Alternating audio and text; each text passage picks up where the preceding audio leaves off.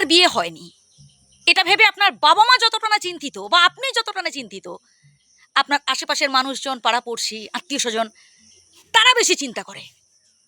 এবার তারা তো পেছনে উল্টোপাল্টা কথা বলবে, আপনাকে নিয়ে নিন্দা করবে, সমালোচনা করবে। এবার আপনি যদি তাদের কথা ভেবে হুটহাট করে কিছু একটা ডিসিশন নিয়ে নেন,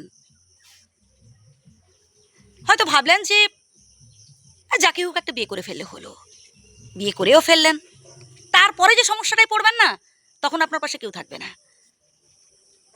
বিয়ের পর একটা ছেলে কিংবা একটা মেয়ে যখন কোনো সমস্যায় পড়ে, হয়তো সেখানে ডিভোর্স হলো, একে অপরের সাথে হয়তো বনিবনা ঠিকঠাক হলো না, দূরে সরে গেল, তখন দেখবেন আপনার সেই আশেপাশের মানুষজনগুলো, আপনার পাড়া প্রতিবেশী, আপনার আত্মীয় স্বজন আপনাকে নিয়ে সমালোচনা বসেছে। মানে ছেলের বাড়ির আত্মীয় স্বজনরা তাকে নিয়ে সমালোচনায় বসেছে, মেয়ের বাড়ির আত্মীয় স্বজন, পাড়া প্রতিবেশীরা তাকে নিয়ে সমালোচনা বসেছে। মানে সমালোচনা থাকবে ভাই।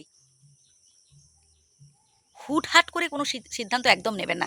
বিয়ে হচ্ছে একটা পবিত্রতম বন্ধন ভাই। এমন অনেক মানুষ আছেন বিয়ে না করেও লক্ষ লক্ষ কোটি কোটি মানুষের সমস্যার সমাধান করতে পারছেন।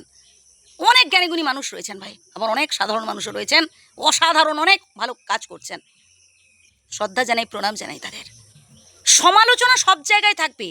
সে আপনার ঘরের মধ্যেও দেখবেন কম করে 11 জন মানুষ থাকবেন যারা সমালোচনা করছে।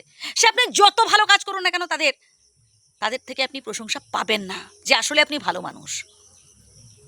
কারোর সমালোচনায় কান না দিয়ে আপনি আপনার লক্ষ্য স্থির রাখুন, সামনের দিকে এগিয়ে যান। আর সততার পথটা না এতটাও সহজ নয় যে আপনি চোখ বন্ধ করলেই আপনি সেটা পেরিয়ে গেলেন। না ভাই, এখানে বহুবার বহু পরীক্ষার মুখোমুখি হতে হবে আপনাকে। দেখবেন কোনো একটা সিদ্ধান্ত নেওয়ার আগে আপনার মনে দুটো বুদ্ধির উদয় হয়, অসৎ বুদ্ধি, সৎ বুদ্ধি। ধরুন আপনি রাস্তা দিয়ে হেঁটে যাচ্ছেন, হঠাৎ করে প্রচুর টাকা পেয়ে গেলেন, ব্যাগ ভর্তি টাকা পেয়ে গেলেন। আপনার প্রথমে মনে হবে এত টাকা পেয়েছি, এতগুলো টাকা, আমি তো রাতারাতি কোটিপতি হয়ে যাব। মানে প্রথমে মনে হবে এই টাকাটা আমার। তারপর ধীরে ধীরে ধীরে ধীরে ধীরে ধীরে আপনার মধ্যে সৎ বুদ্ধির উদয় হবে। আপনার এটা মনে হবে আচ্ছা টাকাটা কার হতে পারে, নিশ্চয়ই সেই মানুষটা বিপদে পড়েছে। তারপর মনে হবে যেন তেন প্রকারেণ আমাকে সেই মানুষটার কাছে এই টাকা ভর্তি ব্যাগটা পৌঁছে দিতে হবে। কি আমি ভুল বলছি? কমেন্ট করে জানাবেন। আমি বাস্তব কথাটা তুলে ধরার চেষ্টা করি।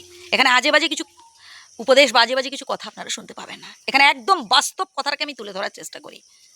আমি চাই আপনি জীবনে সুখী হন, সৎ পথে চলার চেষ্টা করুন।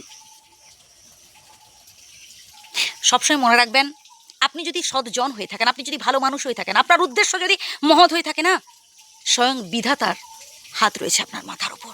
স্বয়ং বিধাতা আপনার সাথে থাকবেন। জীবনে দুঃখ, কষ্ট, সমস্যা সব থাকবে, তার মধ্যেও সুখটাকে খুঁজে নেওয়ার চেষ্টা করবেন। ভালো থাকবেন, আমার শ্রদ্ধা নেবেন, প্রণাম নেবেন। ধন্যবাদ।